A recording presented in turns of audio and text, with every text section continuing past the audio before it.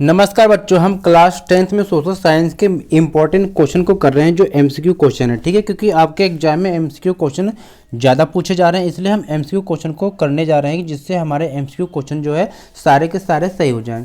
तो फटाफट वीडियो को लाइक और अपने दोस्तों के साथ भी शेयर कर दो और वीडियो को लास्ट तक जरूर देखना जिससे दिए गए सारे क्वेश्चन की प्रैक्टिस सही प्रकार से कर सके। यानी शाम तक जरूर देखते रहना, आपके क्लास से संबंधित मोस्ट इंपॉर्टेंट क्वेश्चन, अलग अलग टाइप के क्वेश्चन आपके लिए लाया जाएगा। ठीक है, तो जितना भी समय मिले आप ज़रूर देखते रहेंगे जाने से पहले। और कुछ ऐसे भी क्वेश्चन जहाँ तक कोशिश है कि मैं आपको बनाने की कोशिश करूँगा कि जिसको आपको पढ़ के ही जाना। अगर आपने पहले से पढ़ रखा है तो आपके लिए काफ़ी अच्छा होगा, अगर आपने नहीं पढ़ा है तो उसको भी ज़रूर देख लेंगे कि क्या क्या ज़रूर पढ़ना चाहिए। ठीक है, चलिए हम करते हैं। पहला क्वेश्चन यहाँ पर दे रखा कि निम्नलिखित में से कौन जैव संसाधन है। ठीक है, इसकी पहले की सीरीज में हमने देखा था, यानी जिन्होंने प्रैक्टिस सेट फर्स्ट नहीं देखा है तो वो जरूर देख लें, ये प्रैक्टिस नंबर 2 है। ठीक है, तो इसमें जैव संसाधन की बात की गई। जैव यानी कि जिनमें जीवन होता है। जीवन किस में होता है? पर्वत में होता नहीं है, पठार में भी नहीं होता, धातुओं में भी नहीं होता, तो ये होता है आपके मनुष्य में। ठीक है ना, मानव में। तो ये पहले क्वेश्चन का ए ऑप्शन सही हो जाएगा। ठीक है, और फिर यहाँ पर जो बात की जाती है आपके सेकेंड क्वेश्चन का, तो सेकेंड क्वेश्चन आपका है कि प्रथम पृथ्वी सम्मेलन कब हुआ था, कब और कहाँ हुआ था। देखिए, प्रथम पृथ्वी सम्मेलन जो पूछा जाए या एजेंडा 21 पूछा जाए, दोनों एक ही से जुड़ा हुआ। तो पृथ्वी सम्मेलन में जो निर्णय लिया गया था उसको ही एजेंडा 21 कहते हैं।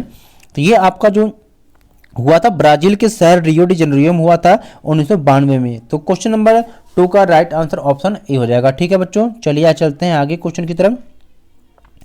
क्वेश्चन नंबर 3 यहाँ पर क्या कह रहा है, आपको ध्यान देना है कि निम्नलिखित में से कौन सा कथन लेटराइट मृदा के संदर्भ में सही है। देखिए, मिट्टियों से एक क्वेश्चन आपको एमसीक्यू में देखने को मिलेगा, तो आपको लेटराइट मिट्टी की विशेषता आपको देखना है कि इसकी क्या विशेषता है। ठीक है, तो इसको जब हम देखेंगे क्वेश्चन में, तो यहाँ पर पहला दे रखा है कि उच्च तापमान और अधिक वर्षा वाले क्षेत्र में ये विकसित होते हैं, भारी वर्षा से अत्यधिक निस्सालन का परिणाम होता है, चाय व काजू के लिए उपयुक्त होती है। ऑप्शन डी करेक्ट हो जाएगा, यानी कि सभी कथन लेटराइट मृदा के लिए सत्य है। ठीक है, ये फास्ट रिवीजन होगा बच्चों, इसलिए थोड़ा सा वीडियो को जल्दी आप देखने की कोशिश करेंगे। काली मृदा किसकी कृषि के लिए सर्वोत्तम होती है, तो ये काली मृदा जो आपकी है कपास की खेती के लिए सर्वोत्तम होती है। ठीक है, और काली मिट्टी को काली कपास मृदा के नाम से भी जानते हैं और काली मिट्टी को रेगन मिट्टी के नाम से भी जानते हैं। ठीक है, तो जलोढ़ मिट्टी के 2 प्रकार हैं, बांगर और खादर। ठीक है, क्वेश्चन 5 है कि कौन सा भूमि संरक्षण का उपाय है। ठीक है, भूमि संरक्षण का उपाय क्या है?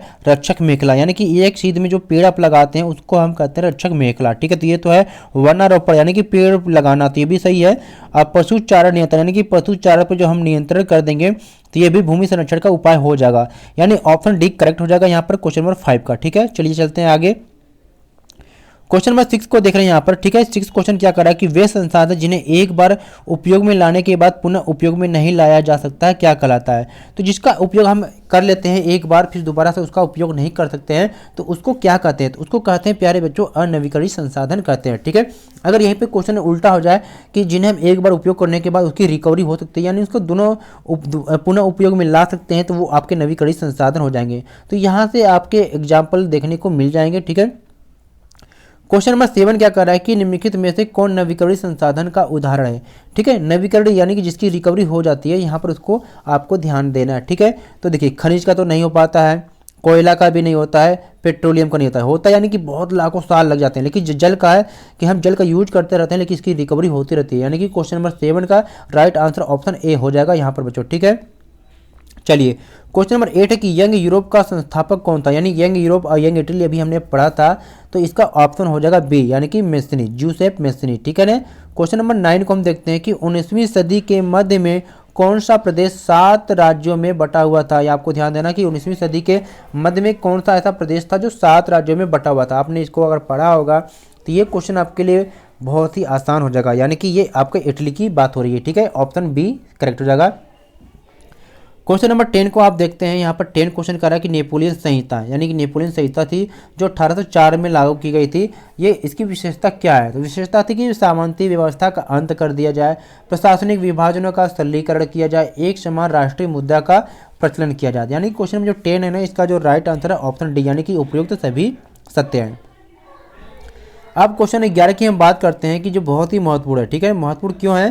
क्योंकि एग्जाम में क्वेश्चन पूछे जाते हैं किस संधि ने यूनान को एक स्वतंत्र देश के रूप में मान्यता दी है? तो ये जो मान्यता दी है कुस्तुनतुनिया की संधि 1832 में। देखिए एक ही क्वेश्चन से कई क्वेश्चन आपके तैयार होने, कभी आपसे पूछ दे कुस्तुनतुनिया की संधि कब हुई थी, 1832 में हुई थी, ठीक है ना। और यहाँ पर नेपोलियन संहिता की बात की जाए तो 1804 में हुआ था, वियना की संधि 1815 में। तो सारे जो डेट को आप याद भी करते चले, समझते भी चलें, ठीक है, कि कोई भी क्वेश्चन आए वहाँ से तो आपको छोड़ना नहीं है। काला सागर और एड्रियाटिक सागर के मध्य क्षेत्र को क्या कहा जाता है? तो ये भी आपको पता होना चाहिए, ठीक है। इसे कहते हैं बाल्कन क्षेत्र कहते हैं, ठीक है बच्चों। क्वेश्चन नंबर 13 आपका है कि निम्नलिखित में से जर्मन राष्ट्र का रूपक या प्रतीक कौन थी? निम्नलिखित में से जर्मन राष्ट्र का रूपक या प्रतीक कौन थी? क्वेश्चन में अगर पूछा जाएगा तो इसका आपको करके आना है, ऑप्शन बी करेक्ट हो जाएगा, जर्मेनिया, ठीक है ना, 13 का बी।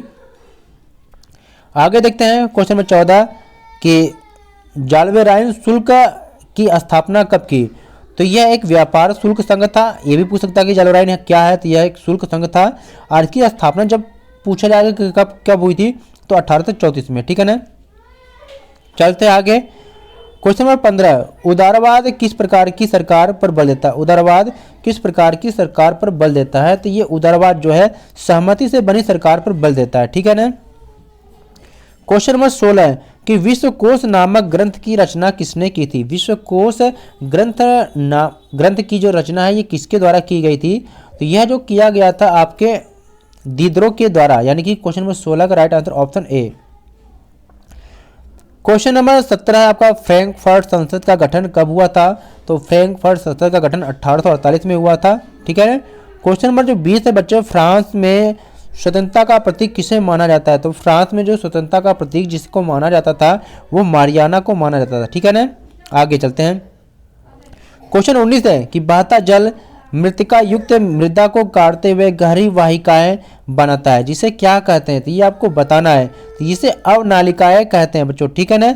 आगे चलते हैं क्वेश्चन नंबर 20 की तरफ। अति सिंचाई यानी कि ज्यादा मात्रा में सिंचाई किस राज्य में भू निम्नीकरण का मुख्य कारण है? यानी कि जो अति सिंचाई है वो किस राज्य का भू निम्नीकरण का मुख्य कारण है? तो क्वेश्चन नंबर 20 का right answer option A Punjab हो जाएगा, ठीक है ना।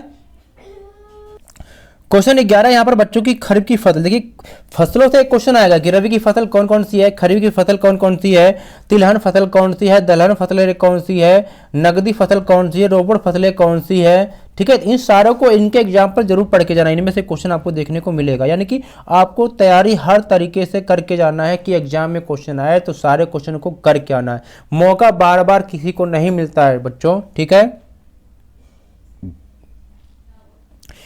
तो खरीफ की फसल जो है ना, खरीफ की फसल उगाई कब जाती है, ठीक है। तो क्वेश्चन 21 का जो राइट आंसर हो जाएगा ऑप्शन ए, यानी कि मानसून की शुरुआत के साथ और सितंबर अक्टूबर में कटाई होती है, ठीक है ना। आगे चलते हैं क्वेश्चन नंबर हम 22 को देखते हैं कि निम्न में से कौन सी रबी की फसल है? तो निम्न में से रबी की जो फसल है वो आपको देखना है, तो इसमें आपको चना है, ठीक है। चावल, बाजरा, कपास, ये सारे क्या खरीफ की फसल है, इसको भी आप देख के जाएंगे, ठीक है। रबी की फसल और खरीफ की फसल दोनों को पढ़ के जाएंगे मेरे बच्चों। क्वेश्चन नंबर 23 को देखते हैं कि किस देश में, ठीक है, किस देश में कर्तन और दहन कृषि को रोका कहा जाता है ना। कि कर्तन दहन जो खेती है इसको भारत में किस नाम से जानते हैं और अलग अलग देशों में किस नाम से जानते हैं, इसको पढ़ के जाना है। तो ये किसको रोकना है भैया? हमें रोकना है ब्राजील को रोकना है, ठीक है ना। तो चलिए क्वेश्चन नंबर 23 का राइट आंसर ब्राजील हो जाएगा, ठीक है। तो ये सबको पढ़ के जाना है आपको, ठीक है ना। 24 नंबर के क्वेश्चन यहाँ पर देगा कि किस देश में कर्तन दहन कृषि को मिल्पा नाम से जानते हैं, ठीक है भैया। किसको मिल्पा है?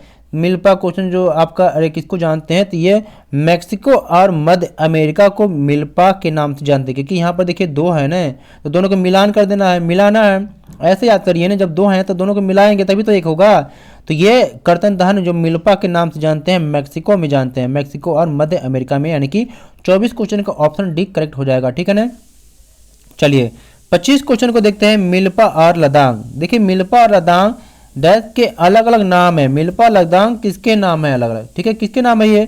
तो ये खेती के एक प्रकार है ना, स्थानांतरित खेती के प्रकार है, ठीक है ना। तो 25 क्वेश्चन का ए सही हो जाएगा। चलिए बहुत अच्छा। क्वेश्चन नंबर 26 यहाँ पर करा कि भारत के किस राज्य में कर्तन दहन कृषि को झूमिंग के नाम से जानते हैं? देखिए अब यहाँ पर बात हो रही है भारत के परिप्रेक्ष्य में, ठीक है ना। यानी कि जो कर्तन दहन एक खेती के प्रकार हैं इसको क्या झूमिंग के नाम से किस जगह पर जानते हैं, तो आपको ये असम में जानते हैं, यानी कि ऑप्शन ए यहाँ पर करेक्ट हो जाएगा। ठीक है, चलिए। अधिक जनसंख्या दबाव वाले क्षेत्रों में, देखिए जब जहाँ पर जनसंख्या का अधिक दबाव होता है उन क्षेत्रों में जो खेती की जाती है उसे किस नाम से जानते हैं? तो उससे देखिए जब जनसंख्या का दबाव होगा ना तो गहन निर्वाह खेती होगी, यानी कि उसी जमीन पर बहुत ज़्यादा मेहनत करके हमें उत्पादन करना होगा, यानी ऑप्शन सी सही हो जाएगा क्वेश्चन नंबर 27 का। ठीक है ना, तो चलिए चलते हैं क्वेश्चन नंबर 28 की तरफ से। क्या है कि निम्नलिखित में से कौन सी खरीफ की फसल है? अब देखिए खरीफ की फसल कौन सी है, अभी हमने पढ़ा था ना, तो आपको पता होना चाहिए कि ये अरहर है। ठीक है, गेहूं चना जो मटर है ये आपके रबी की फसल है बच्चों, तो क्वेश्चन को पढ़ के जाना, कंफ्यूजन नहीं होना चाहिए आपको। ठीक है, क्वेश्चन 29 है कि भारत में निम्नलिखित में से कौन सा तिलहन, ठीक है, तिलहन रबी और खरीफ दोनों मौसमों में उगाया? देखिए ध्यान देना, तिलहन फसल पूछ रहा है और जो रबी और खरीफ दोनों में होगा उन्हीं को देना। बहुत सारे बच्चे एक ही को देखेंगे तुरंत टिक मार के आ जाएंगे। ठीक है, तो क्वेश्चन नंबर 29 को आपको ध्यान से पढ़ना है। ये अरंडी का एक बीज होता है जो रबी और खरीफ दोनों मौसम में इसको उगाया जाता है, यानी क्वेश्चन नंबर 29 का ऑप्शन सी करेक्ट हो जाएगा। ठीक है ना, वीडियो थोड़ी सी फास्ट होगी बच्चों क्योंकि क्वेश्चन ज़्यादा है, इसलिए आपको जल्दी जल्दी करना होगा, समय भी आपके पास नहीं है। 30 क्वेश्चन में क्या फिल करना है कि भी एक प्रकार की व्यावसायिक खेती है। इस प्रकार की खेती में पूरे वर्ष के लिए एक ही फसल बड़े क्षेत्र में उगाई जाती है, आपको बताना है वह क्या है। ठीक है ना, तो क्वेश्चन नंबर 30 है, उसको कहते हैं वृक्षारोपण, यानी कि वृक्षारोपण भी एक प्रकार की व्यावसायिक खेती है। इस प्रकार की खेती में पूरे वर्ष के लिए एक ही फसल बड़े क्षेत्र में उगाई जाती है। ठीक है ना, ऑप्शन डी यहाँ पर हो जाएगा। ठीक है, 31 क्वेश्चन को देखते हैं मेरे प्यारे बच्चों कि आदिम निर्वाह कृषि की विशेषता क्या है? आदिम निर्वाह कृषि की विशेषता क्या है? तो इसकी विशेषता ऑप्शन बी है कि जब मिट्टी की उर्वरता कम हो जाती है तो किसान क्या करते हैं, स्थानांतरित हो जाता है, यानी वह जगह छोड़ के किसी और जगह चले जाते हैं और भूमि के एक नए हिस्से को फिर से साफ करते हैं और वहां पर एक खेती करते हैं। ठीक है ना, क्वेश्चन नंबर 32 यहाँ पर कह रहा है, इसमें क्या फिल करना है कि भारत में कॉफी का सबसे बड़ा उत्पादक राज्य है, यानी कि कौन सा हो जाएगा? तो यहाँ पर हो जाएगा कर्नाटक, यानी कि 32 का सी, यानी कर्नाटक क्या है, भारत में कॉफी का सबसे बड़ा उत्पादक राज्य हो जाएगा। ठीक है ना, चलिए। गन्ने के लिए किस प्रकार की जलवायु की आवश्यकता होती है? तो गन्ने के लिए जो जिस प्रकार की जलवायु की आवश्यकता होती है वो गर्म और आर्द्र होता है बच्चों। ठीक है, और हाँ वीडियो को लाइक जरूर करना अगर आपको लगता है कि हमने आपके लिए मेहनत किया है। ठीक है, तो वीडियो को लाइक और एक शेयर जरूर कर देना, और चैनल पे पहली बार विजिट कर रहे हैं तो चैनल को सब्सक्राइब करके जरूर रखना अच्छे अच्छे क्वेश्चन को करने के लिए, देखने के लिए। 34 क्वेश्चन यहाँ पर कि श्रीलंका में अधिकांश सिंगली भाषी लोग रिक्त स्थान जबकि अधिकांश तमिल या हैं। ठीक है, आपको इसमें क्या फील करना है, आपको यहाँ पर आपको भर लेना है। ठीक है, तो देखिए श्रीलंका में अधिकांश सिंगली भाषी के लोग क्या है, बौद्ध हैं। ठीक है, जबकि अधिकांश तमिल, हिंदू और मुस्लिम है, यानी कि 34 क्वेश्चन का ऑप्शन ए सही हो जाएगा। ठीक है, फास्ट रिवीजन है, आप देखते रहें आपकी कितनी तैयारी यहाँ पर है। 35 क्वेश्चन है कि जब लोकतंत्र में विधायी, कार्यपालिका और न्यायपालिका के बीच शक्ति साझा की जाती है तो इसे क्या कहते हैं बच्चों? तो इसे कहते हैं ना सत्ता का क्षैतिज वितरण। ठीक है, सत्ता का क्षैतिज वितरण कहते हैं बच्चों। ठीक है ना, चलिए।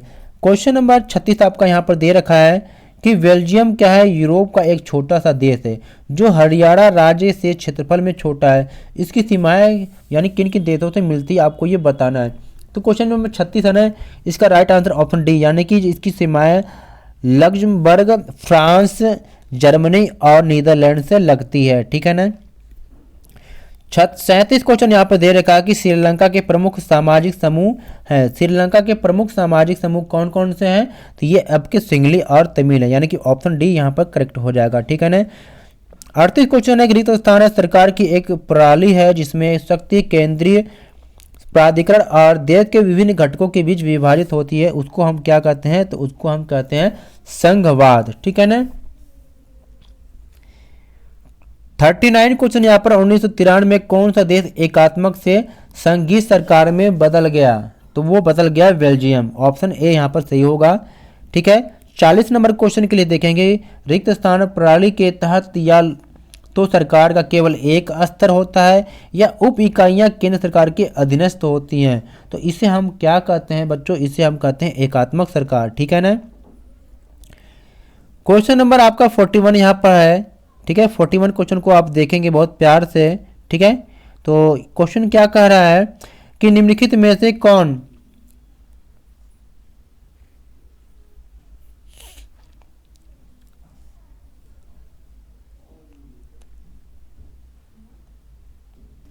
हाँ, तो क्वेश्चन देखेंगे कि निम्नलिखित में से कौन संघवाद की प्रमुख विशेषता नहीं। देखिए विशेषता नहीं पूछा बच्चों, आप जरूर ध्यान देंगे पेपर पढ़ते समय कि नहीं कहाँ पर देना है, ठीक है ना, कौन सी विशेषता नहीं है।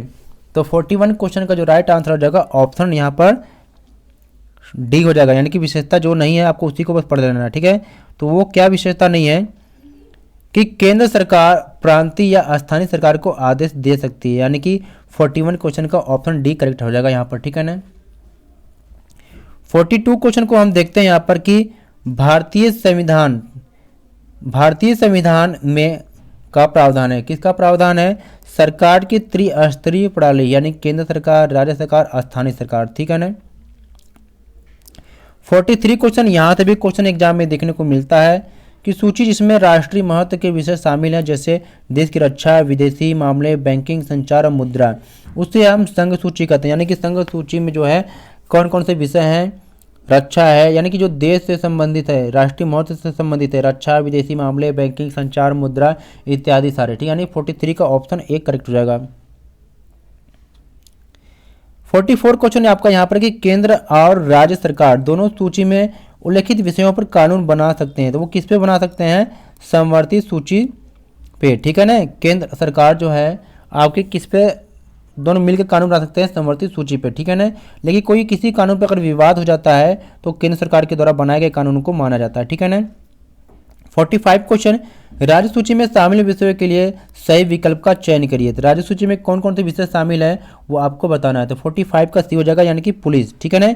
अब बाकी आपके क्या है, बैंकिंग, विदेशी मामले, सैन्य, ये आपके क्या है, केंद्र सूची है, ठीक है ना। तो ये भी एक केंद्र सूची या संघ सूची कहते हैं, इन सबको भी जानते आप चले, ठीक है ना। 46 क्वेश्चन है कि नगर पालिका का राजनीतिक प्रमुख होता है, तो नगर निगम में ऐसे पदाधिकारी को क्या कहा जाता है, तो इसको हम कहते हैं मेयर, ठीक है ना। नगर पालिका है जिसकी जनसंख्या 5 लाख से कम होती है वहाँ नगर पालिका होता है, जिसकी जनसंख्या 5 लाख से ज़्यादा होती है वहाँ पर नगर निगम होता है, ठीक है ना। तो 46 क्वेश्चन का राइट आंसर हो जाएगा ऑप्शन यहाँ पर सी, ठीक है ना। चलिए आगे चलते हैं। 47 क्वेश्चन आपका कह रहा है कि निम्नलिखित में से कौन भूमिहीन ग्रामीण मजदूरों के लिए प्राथमिक विकासात्मक लक्ष्य है। तो यहाँ पर जो है 47 है कि काम के अधिक दिन उसको मिलते रहे और उसको बेहतर मजदूरी मिलती रहे, ठीक है ना।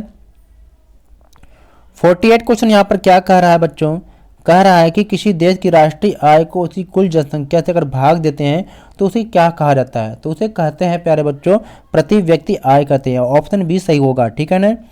49 क्वेश्चन कहते हैं कि वे गतिविधियां अपने आप में एक अच्छा उत्पादन नहीं करती हैं, लेकिन वे उत्पादन प्रक्रिया के लिए एक सहायता या समर्थन कहलाती हैं, तो उसे हम कहते हैं तृतीयक क्षेत्र कहते हैं। 49 का डी, ठीक है ना। क्वेश्चन 50 यहाँ पर बच्चों है कि जब हम प्राकृतिक संसाधनों का दोहन करके किसी वस्तु का उत्पादन करते हैं तो उसे क्या कहते हैं, तो उसे कहा जाता है, क्या कहते हैं, प्राथमिक क्षेत्र कहते हैं। जब किसी प्राकृतिक संसाधन का यूज करके हम उत्पादन करते हैं जैसे खेती करना, ठीक है ना, तो ये आपके प्राथमिक क्षेत्र के में आ जाएगा। तो प्यारे बच्चों यहाँ पर हमने 50 के 50 मोस्ट इंपॉर्टेंट एमसीक्यू क्वेश्चन को कंप्लीट किया। ये इसके आंसर की है। अगर आप इसकी पीडीएफ चाहते हैं तो हमारे Telegram group base of education Mantra को ज्वाइन करें।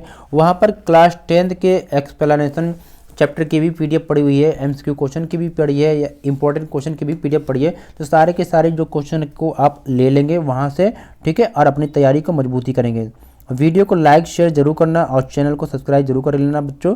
चलिए फिर मिलते हैं एक नई वीडियो के साथ, तब तक नमस्कार बच्चों।